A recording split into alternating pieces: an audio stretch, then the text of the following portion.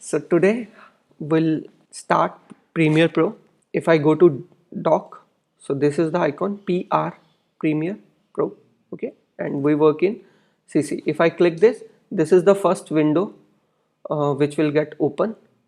Here you can means open your previously working projects, that will be open recent, okay, or what we can do, we can click on open and go to our location where we save our project, or what we can do is, if we have to start fresh, we can create new project.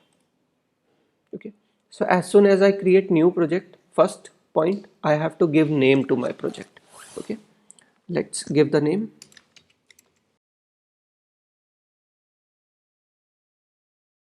Then I have to give the location path. Okay, so this is the location path where I want to save. So now what I do for Premiere Pro, I go to my desired path, and here I give the name of one location, I give the name projects. So in projects, I want to save day 70 project name. Okay, so all the projects I will save for Premiere Pro will save it to projects, because Premiere Pro is not saving or importing file to the projects, so the whole library will be different in this. So first of all, what I did is I just made a folder, dedicated folder for projects. Okay, for projects, and in that project my project name is day 70. Okay, and here are few settings, that is journal, video rendering, video timecode, audio, and this all will use it default. Okay, so capture video, if something we are capturing, we will capture in the same project. Okay, where I save the projects. Capture audio, but we are not capturing anything, है ना? Capturing means when we connected a camera recorder or transcode some media, then it will use, or we can change it after we are importing or doing something. Okay, but this is what, like in Final Cut Pro, we are saving everything in the library, and this is what it's all about. In that we write the name, we found the name, that is consolidate media, and here it is scratch disk. Okay, so we went to library, we do everything in library, है ना, inspector window, and here we go to scratch disk and everything is in same as project. Okay, or we can even give some custom path also. So let's say instead of project, I again went to my location, and here I will wrote the name.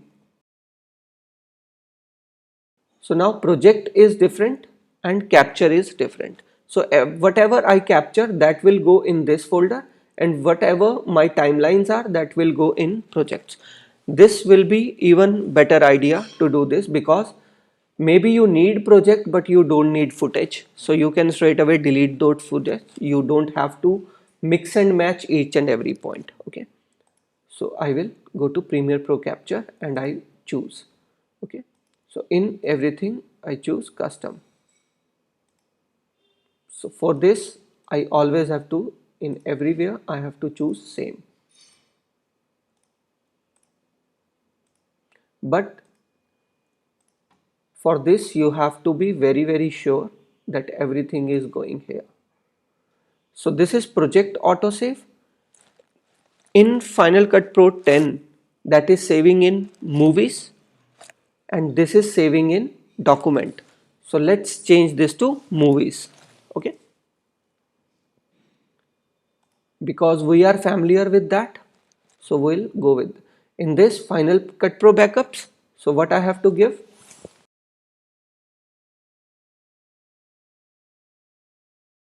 So now Final Cut backups, Premiere Pro backups. Okay, and I choose, and here libraries, it's going to same project. So for same project I have to go to capture. Okay, capture, and this is in same project and I have to go to capture. Everything is in capture, one thing is in movie. Okay, that is what auto save always go in movies and rest everything is in capture. Okay, and here you can see it's showing how much GB is available in that drive. Okay, if it's not showing so much of means space, then you have to choose another drive. Okay, and now nothing else, I will click OK. So this is how Premiere Pro looks in first visual. Here are some source clips, Lumetri colors, effect control, audio clip. So basically this is effect control window. This is project control or browser window. This is timeline window and this is master preview window. Okay, and here are graphics essentials like we are doing text generators. Okay, so I will even take this to, and I can drag. And so what I did, like in Photoshop, like in After Effects, we can also drag the panels to some different panels. Okay, same, because Adobe is working on a same platform. So now everything is here. On the top you can see there are assembly, editing, color, effects, audio and graphics. Because we are in graphics, so everything we are seeing as per graphic designing. So in assembly, now you can see there is source monitor and program monitor, and the library will get increased because we have to see our data and we have to edit. And here are the two windows. Okay, if I drag this one to here, now you can see there are two windows, one for preview the source and one for finalization. Okay, so this is what I am, and the second one is editing. So if I click on editing, okay, so this is I have to reset. Okay, now this is editing. So in editing, left side the big source window, the right side the program window or canvas window, the timeline. This is how we look, but I am comfortable with assembly edit because here I can see all my footage, and here I can edit and preview my footage. This is preview window and this is final window, and here is the same, that level meter, and on the left hand side it's tool. On this, on Final Cut Pro X, tools are on the top, but here is on the left. Okay, this is the just, but the tools are same, more or less same. Now let's move on to, let's import some media into it.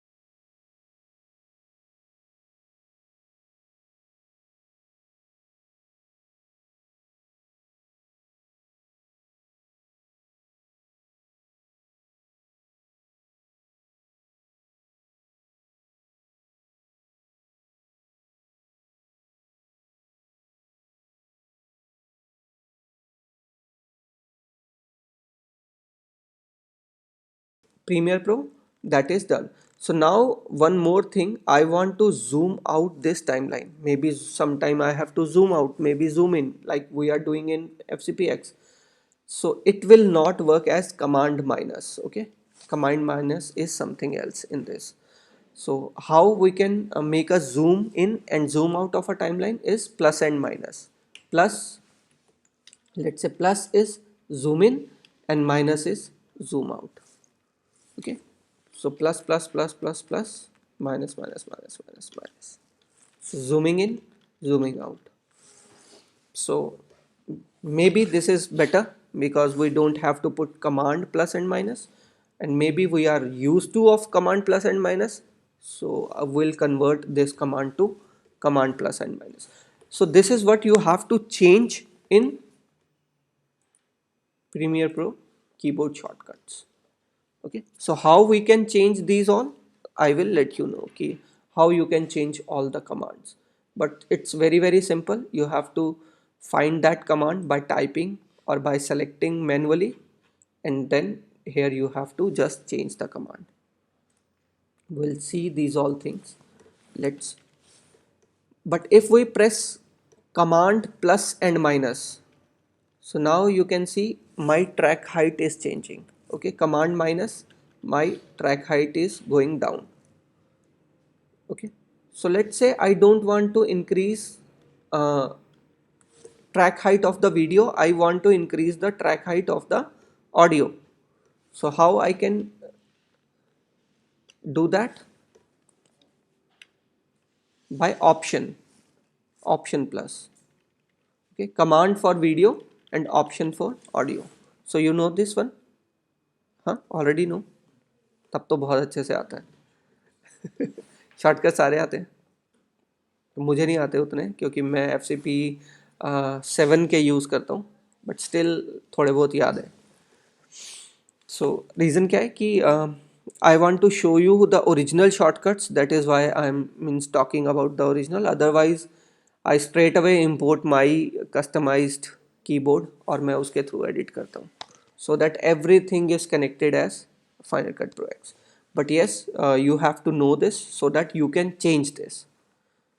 So now we know if we have to bring the height of the video layer, we can bring the height of this. Okay, so at any point you have to fix the height. तब कैसे करेंगे?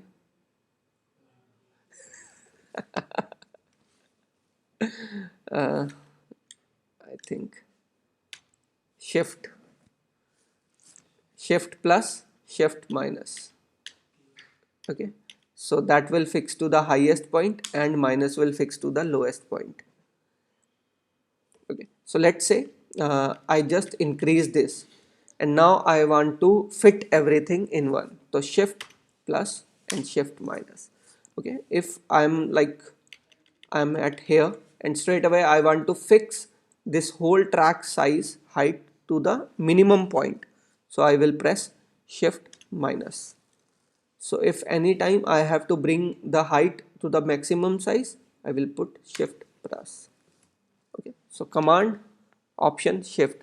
So think like this, if one command is working with command, maybe the other will work with a option or a shift or a combination of option shift or command shift. Now this is how the software is designed.